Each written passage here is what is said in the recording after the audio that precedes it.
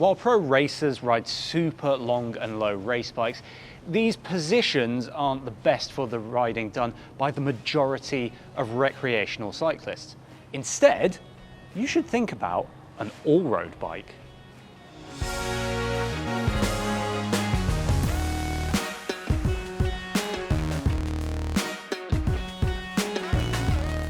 This one actually has a really good surprise in store, but you'll have to stick around until the end to find out what it is. But before we take a look at this one in particular, thanks to Ribble for sponsoring this video and providing us with not one, not two, but 3 of their new all-road bikes for us to use. The new range is actually designed for riders that want to go fast over a mix of terrain and surfaces. This SLR model boasts a load of cool features with Aero tube shapes and an integrated front end. And it's with speed that I'll start, because as you can see, the bike borrows some very cool tech from Ribble's race bikes. This bike actually spent years in R&D, and these Aero tube shapes, you might have noticed, take learnings from the Ribble Ultra platform. The carbon layup is a combination of both M46 and T1000 carbon, which Ribble says it makes it all faster than before. Now, it can be easy for bike designers to actually fall into a trap of porting every single thing from a race bike onto an all-road bike, but that can actually detract from the ride quality, and Ribble says that the new bike avoids this. Very good. For example, the SLR gets a fully integrated front end, which is great for super sleek looks. I think you'll agree that looks great. But to ensure a simpler job for home mechanics and keep costs down, the all-road SL forgoes the full front end integration. This is the next gen Ultra Bar on the SLR, and I have to say, that is a real go faster feature. It's aerodynamically designed in combination with the front end of the bike and the rider. Now, Ribble says that these are wake generating, increasing aerodynamics even further. I know it's not going to make you ride at Tour de France speeds, but every little helps after all. The gearing is also tuned for the bike with a 50-34 crankset paired to an 11-34 tooth cassette. That will give you a great mix of top-end speed for the fast, flat roads, while the low 1-to-1 bottom gear can be deployed when the hill you're exploring gets steeper than expected. And this might save a fraction of a watt, but mostly it's an aesthetic thing. You don't need a saddlebag. Just pop your ride spares in here. Tidy. Let's go and talk about comfort next.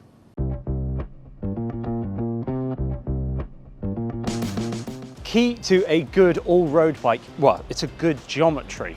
This needs to be suitable for long rides over mixed terrain and surfaces, while still being sporty for the tarmac stuff. The result is often what a lot of regular riders find to be the optimal balance of comfort and sportiness. And there is a good reason to go for a bike that actually fits you as a rider rather than something designed for a racing whippet. It might help you to stay injury-free. If you're not stretching for a position that is too long and low, you'll place less strain on your back and your neck. If your weight is balanced between here and here, you won't get pain in your hands, wrists, and, well, your shoulders.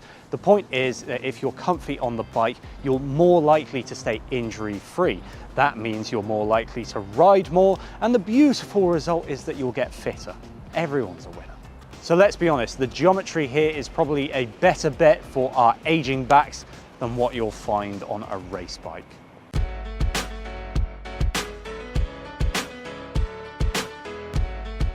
There's another thing that separates the likes of you and me from the pros, and it isn't our embarrassing FTPs.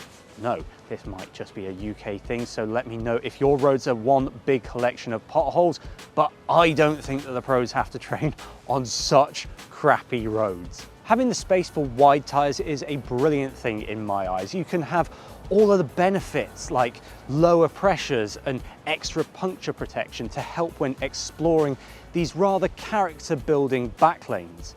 It'll even open up your bike to lighter gravel duties. Nice.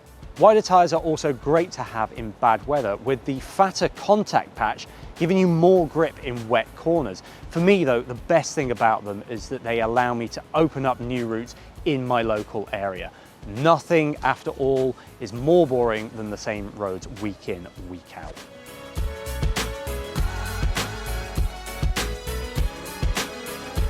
Now, at the start of the video, I said that this bike has a brilliant little surprise, and that is the price. The all-road SL starts at £1,699. You can spend more by stepping up to the SLR frame set to save a bit of weight as well, but this is so much bike for the money.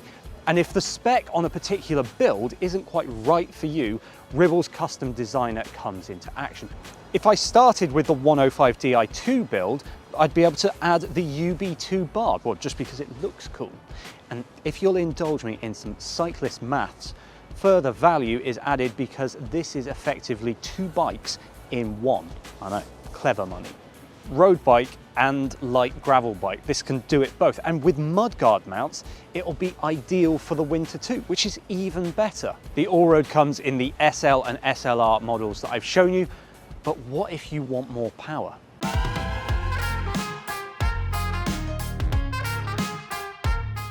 My ride to work is annoyingly long and hilly. I really don't like doing it because eventually by the end of the week, my legs are ruined and I'm a very grumpy Liam. But today I have a secret weapon. It's a lightweight electric version. Now straight away that's helpful because I start with a climb that usually takes me about 9.5 minutes to get up. That's really not the nicest way to start the day. With 55 Newton meters of torque from the Marley X20 motor, I actually danced up that climb in just under 8 minutes.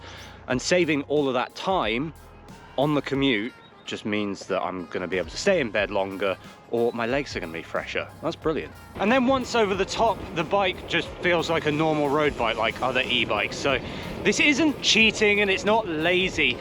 Certainly no one's forcing you to buy an e-bike if you don't like them.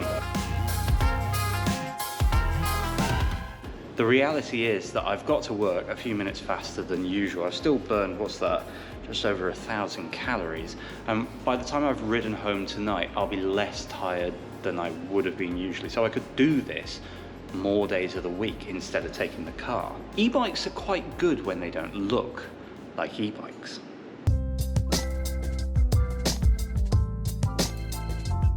So that's why you should look at an all-road bike when you next go to upgrade.